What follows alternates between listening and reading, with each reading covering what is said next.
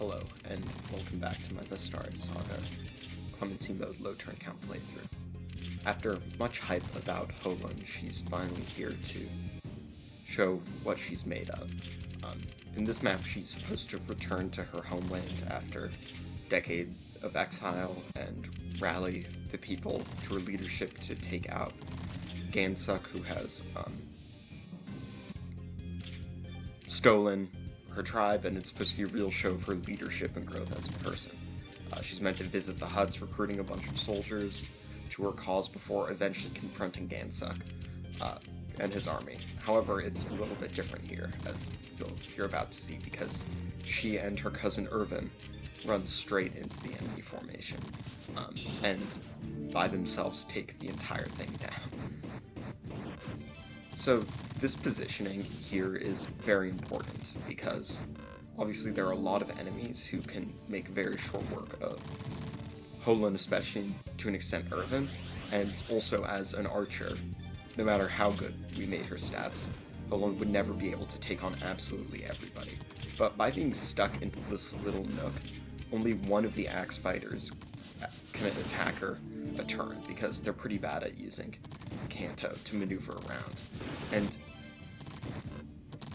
this is really good because Holan has the strength and the parameters to one round the archers, and Irvin can do pretty well against the melee ones. And the archers will always attack Holan because she has lower defense and they see themselves doing more damage to her, which allows us to pretty quickly rout them. It is pretty unreliable, but it's more reliable than the boss kill that's going to happen, which... The thing with Gansuk is that Holan will deal damage to him equal to his strength with her Rambling Rose, and he has about 37 hit points, which, given Holan, means it will take a very long time. And also there's this physic using Thaumaturge, who can also make our life more difficult, and we didn't manage to kill her here. But we did manage to reduce Gansuk's HP enough that with 6% crit out of 2 attacks from Irvin, we managed to kill him and get the turn 10 Cs. So this is, if you like Holan, this is all she's really going to contribute to this run. By skipping her personal weapon, she's kind of permanently useless, but still. And that was the first point in the playthrough where we really, in theory, could have saved turns with an even stronger Holan or rigging even more, but I'm not about to do that. So we move on to another chapter which narratively is ruined by the confines of a low turn count playthrough, where we are taking back the capital, Haral, and Silton is meant to show how much he's grown as a man and a leader and listen to the people's concerns, such that they turn against Tamthir and make the seemingly impregnable fortress pregnable by making assassins run away, getting the townsmen to assassinate some of the Arbalisteers, etc. However, once again, we don't have time for that, so we just charge in headlong. And a lot of people, when they first play this game, think that Troy is the best unit in the game, which he may well be. Well, sorry, I shouldn't say that, which it makes sense to think that, but everyone should know that Merida is the true best unit in the game, and she shows it here. From one of the enemies we killed in Chapter 10, we grabbed a Argent Saddle, which is the promotion item for cavalry, and we immediately promoted Merida because, while it looks densely populated, but not extremely densely populated, there are also 4 or 5 invisible Waguri Assassin inside that base.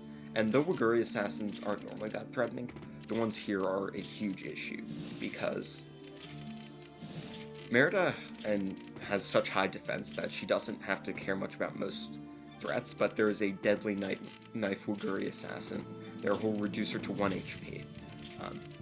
And there are 2 ways of dealing with this. The first is to rig Merida's defense to max out as an unpromoted unit, in which case, with a Phalanx Lance equipped, she has just enough health to not take any damage from the units after she's left at 1 HP. Or you can rig a dodge on it, which has about a 70% chance of happening. And for this, it's absolutely essential that we use Merida because of her high evasion skill. Troy could not do this, even if we had decided to promote him instead. And here I might as well mention that I was an idiot and forgot to have any door keys, so I had to replay a lot of this run, which was a blessing in disguise because my old Merida only had about 5 defense and never would have been able to do what she's about to do. So we do our best to take out all those siege weapons because they can really ruin Silton's life, in particular the Mebalus mage that Merida just sniped, and everyone else charges forward because the next turn 4 is when we're going to seize, but a lot of people are going to get in the way and we need to clear the breach, which we do with all our strong infantry units.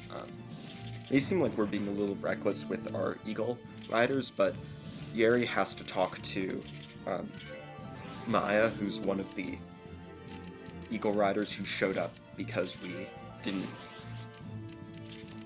destroy any of the huts in Chapter 9. And I also want Rubina to inch forward enough to visit the rarity shop, which sells certain promotion items, and we don't pick up that many, but we do want to grab one of them. A single champion's mark.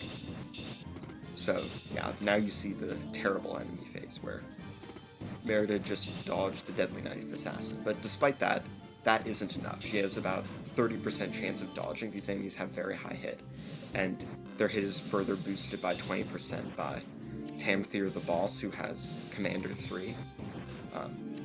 But then the Cerberus Assassin whacks off 18 hit points in Merida, and she really can't dodge that, so we need luck even on top of that, but we get the luck we want, and this was the first time I actually made it to this point. There were many resets involved, but so I do sort of stall a little with my moves here, trying to remember exactly what I was doing. But essentially, we just concentrate all our firepower in taking out the Eagles guarding it. They're actually pretty strong in some regards and hard to double, especially the ones with lighter weapons. Thankfully, the boss, Yeoman, has a giant pilum equipped, which is giant and therefore very heavy, so Zaid can double him, though he does crit here. The next one has a light spear equipped, so he's very difficult to double, but between Ash and Zaid, we take him out. And the final one has a long spear equipped, so weighs him down a lot, and Troy can just take him down. So we managed to seize, leaving most of the enemies still intact and all of the side objectives of this map uncompleted, but that's the things we do for turn counts, and despite being a big map that normally takes a long time when playing casually, this is actually tied for our shortest map up until now. From the rarity shop, we don't actually buy that much, because coming up is after Chapter 12 is a gauntlet of chapters which are very long and boring and simple to LTC, so we don't have to focus that much on bettering our units immediately. We'll be able to sort of lay low after this for a while, so we only buy one champion seal mark, and Merida takes down Tamthir. She got a full 6 or 7 levels by essentially soloing her all, and she got a lot of defense, which is good because she sometimes has to take a lot of punishment. So with that, there isn't a whole amount left to say. These 2 chapters were very rig intensive. It is satisfying to finally see them pull off, but thankfully for a very long time, this playthrough is going to become less awful for me. So maybe there will even be regular videos. So that's chapter 11 completed in 4